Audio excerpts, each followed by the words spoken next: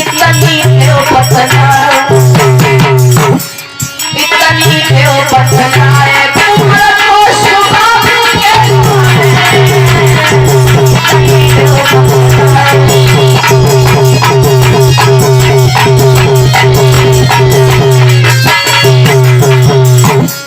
पिटिया नीचे भाई गई ना दिल की समझ आई है नीचे भाई गई ना दिल की समझ आई है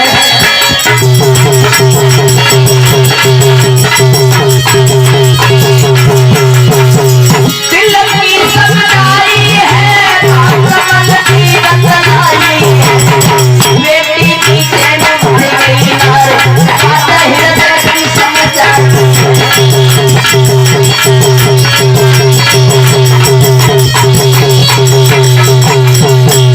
ध्यान रखना मेरी माता बहनाओं, एकदम से शर्मिष्ठा बाबुल के सामने शर्मा गई है, नीचे को गर्दन डाल करके मुस्काने लगी।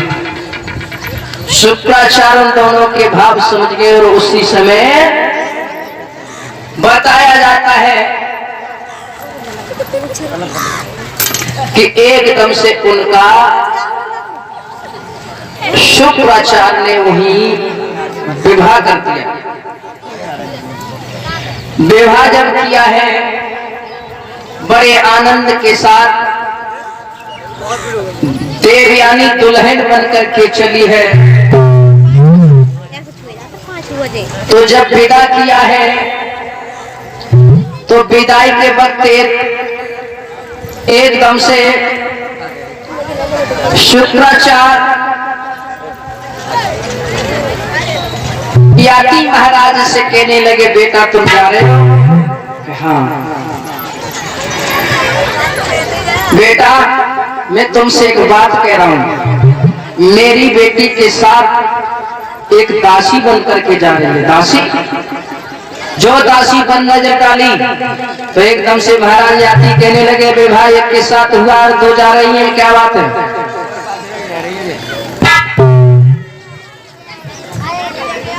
महाराज याति कहने लगे चलो कोई बात नहीं है, दो जा रही है तो फायदा होगा।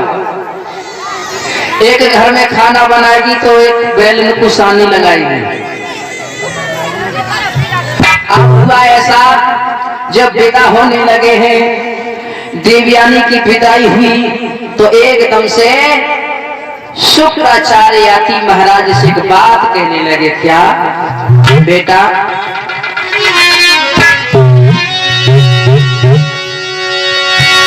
विदाई के समय ब्राह्मण ने कहा राजन इसका विश्वास न हो, पत्नी व्रत पर कायम रहेगा दासी संग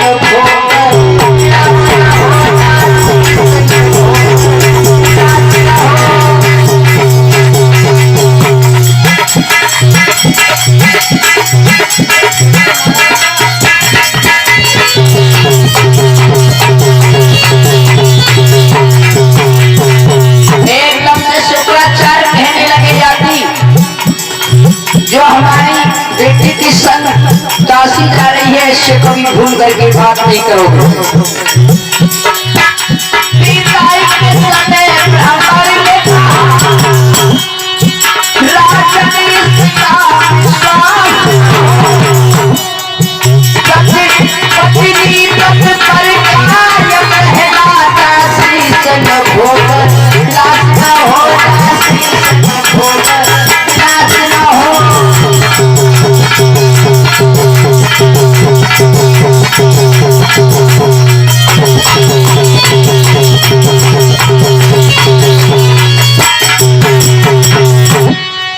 जवाब दिया है शुक्राचार्य ने, बेटा हमारे बेटी के साथ में जो दासी जा रही है इससे कभी भूल करके बात नहीं करोगे। कहने लगे ठीक है हम इससे कभी भूल करके बात नहीं करेंगे। अब तो उसी समय क्या हुआ, देवयानी और शर्मिष्ठा को लेकर के महलों में आए, लेकिन एक जगह नहीं रखा, अलग अलग दोनों को एक एक महल में कर दिया। शर्मिष्ठा देवयानी रहने लगी। भगवान की कृपा ऐसी हुई, देवयानी के उदर से 2 पुत्रों ने जन्म लिया, यदु और तुर्वस। बच्चे सियाने हुए, लेकिन ये बात शर्मिष्ठा को मालूम पड़ी कि देवयानी के उदर से 2 बच्चों ने जन्म लिया है, तो एकदम से बहुत अपपुत्र की कामना उसके हृदय में जागृत हो गई और कहने लगी,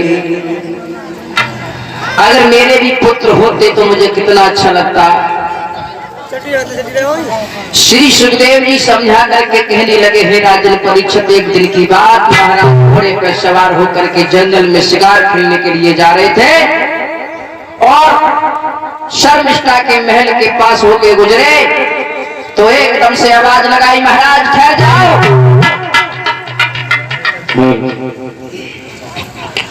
महाराज क्या बात, हम तुझसे बात नहीं कर सकते क्योंकि महाराज शुक्राचार्य का आदेश है, हम तुझसे बात नहीं करेंगे।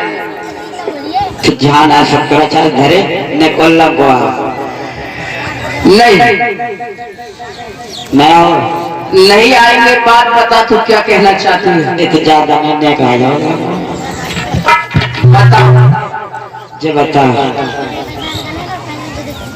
तुम जातना से और मेरे देह से लाए ताजना से लौट के अब तक तुमने मोह के देखो मरो जिंदा भूखी प्यासी जगता, कोई हमारे लगे ध्यान ही ना है तुम्हारा। शर्मिष्ठा, शुक्राचार्य का आदेश है कि हम तुमसे बात नहीं कर सकते। सुना एक मिनट, शुक्राचार्य है वहाँ बम्बई, पहले मेरी बात सुन ले। और सब गांव आए, सब मेरी गवाही दियो, यदि कोई मत यदि सही बात है तो यदि दियो और मेरी दियो तो मेरी दियो। जब बताओ, लड़का की शादी हर गांव में होती है, हर गांव में लड़का की शादी होती है और लड़का की शादी में जो तेजो मिलता है, तेजो जो मिलता है बाप के अधिकार किने को होता है।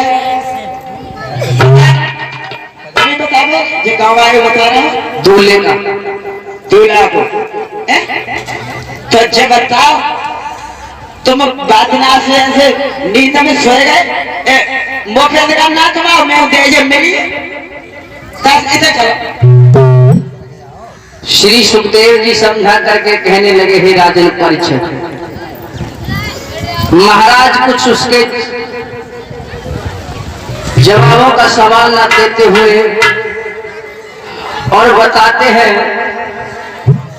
कि उन दोनों के बीच प्रेम हो गया। बताया, अरे लीनो अति प्रेम लगाई,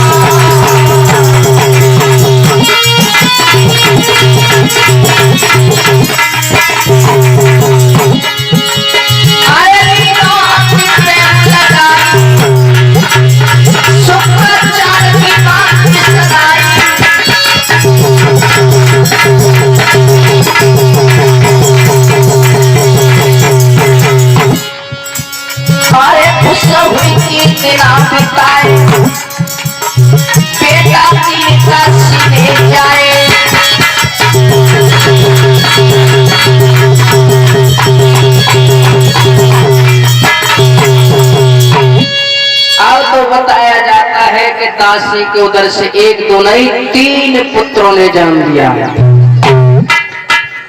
लेकिन ये बात नहीं शुक्राचार्य को मालूम है और ना देवयानी के लिए। एक दिन की बात, महाराज याति महलों में भोजन करने के लिए गए हैं। देवयानी भोजन करा रही है तो उसी वक्त क्या हुआ, कि देवयानी का एक पुत्र तुर्वस नाम का था, वो रोने लगा तो एकदम से याति कहने लगे, देवयानी तुम्हारे 2 बच्चे न जाने कितना उधम करते हैं, दासी के 3 पुत्र पैदा हो गए, कभी कोई उधम नहीं करता। महाराज क्या कहा? दासी के 3 पुत्र? नहीं नहीं नहीं, कोई बात नहीं, तू शांत हो जा। नहीं, मेरे मुंह से निकल गई ऐसी कोई बात नहीं। तुम्हें ये पता होना चाहिए कि जब मेरी शादी है। अरे तो कोई बात हो तभी तो। मेरे पिता ने तुमने कहा ना, पहले बता। और वो मेरे द्वेई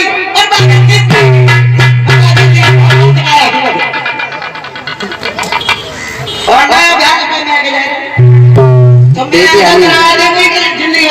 मुझसे भूल हो गई, बात सुनो मेरी, मुझे क्षमा कर दो। बात क्या है? हाँ बताओ। लेकिन ध्यान रखना श्रोता बंधुओं, देवयानी ने याति महाराज की कोई बात नहीं मानी और घर को माल टाल की पुटरिया धर के सर पर सीधी अपने पिता के पास पहुंची और कहने लगी, पिताजी उन्होंने तुम्हारी बात को नहीं माना, मेरे 2 पुत्र हैं और दासी के 3 पुत्र हैं। शुक्राचार्य को क्रोध आ गया और कमंडल से जल लिया और एकदम से श्राप देने लगे।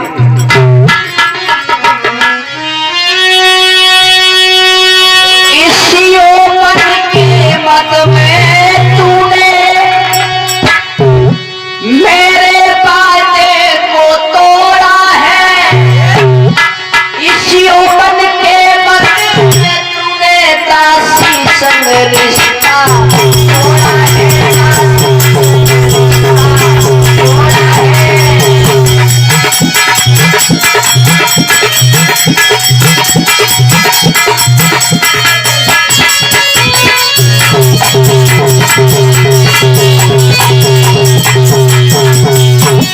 आज हाथ में जल लेकर के कहने लगे, सुनो याती, मैं कहता हूँ इस हिम्मत, मैं कहता हूँ इस यौवन को, तेरी ही हिम्मत खा जाए, रह जाए रक्त की सख्त तुझे आती बुढ़ापा आ जाए, आती बुढ़ापा आ जाए।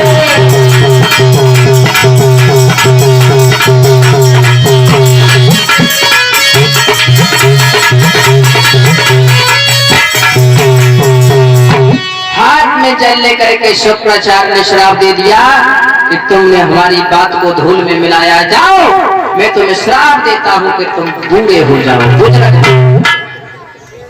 अब तो याति महाराज जो थे वो बुजुर्ग हो गए, मुंह में दांत नहीं, सर के बाल सफेद हो गए, कमर झुक गई, हाथ में लाठी लेकर के चलने लगे।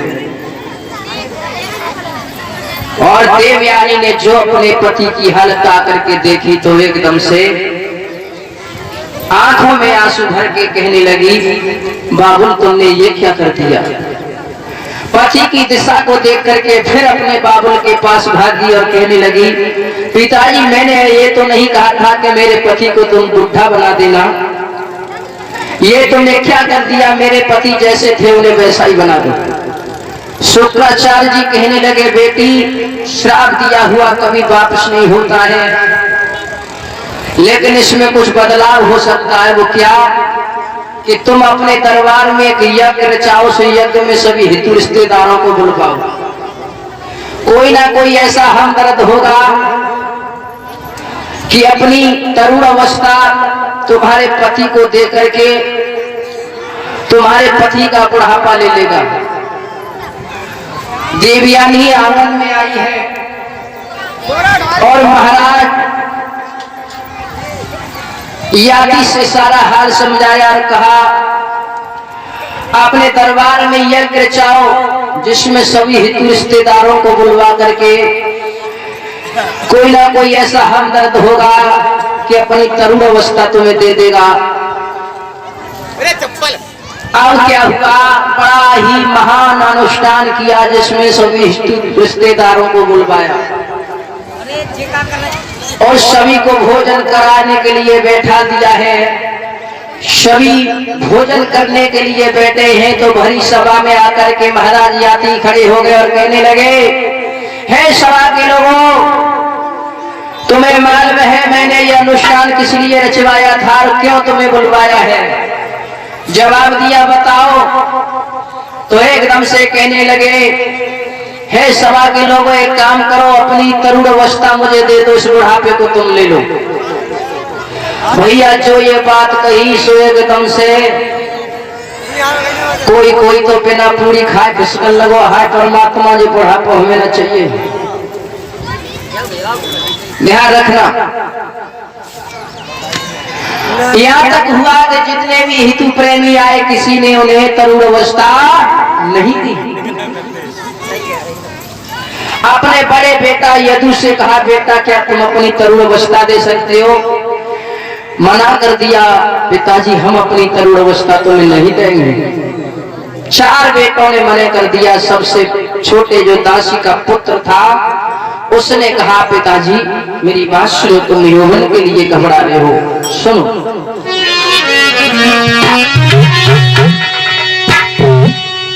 ये मेरी देह सनेमई है और प्रभु की प्रेम निशानी है, तुम ही से मिलो लड़कपन है और तुम ही से मिली जवानी है।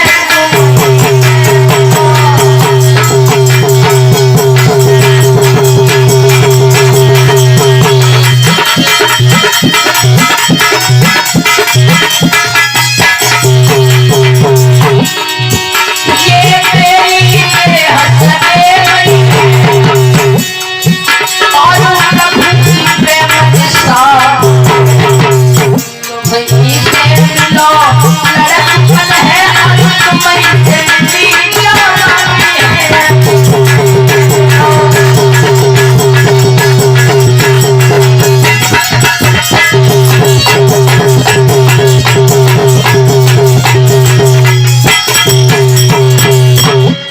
ध्यान रखना।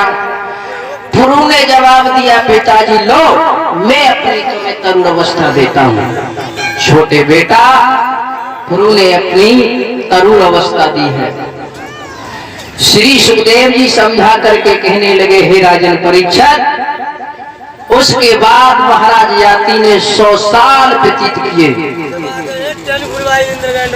और उसी वक्त 100 साल के बाद वही तरुण अवस्था अपने बेटा पुरु को वापस दी है और 4 बेटाओं को 4 दिशाओं का राज दे करके और अपने राज पर पुरु का राज अभिषेक किया और उसके बाद महाराज याती वन में तपस्या करने के लिए चले गए। बोलिए श्रीमद् भागवत महा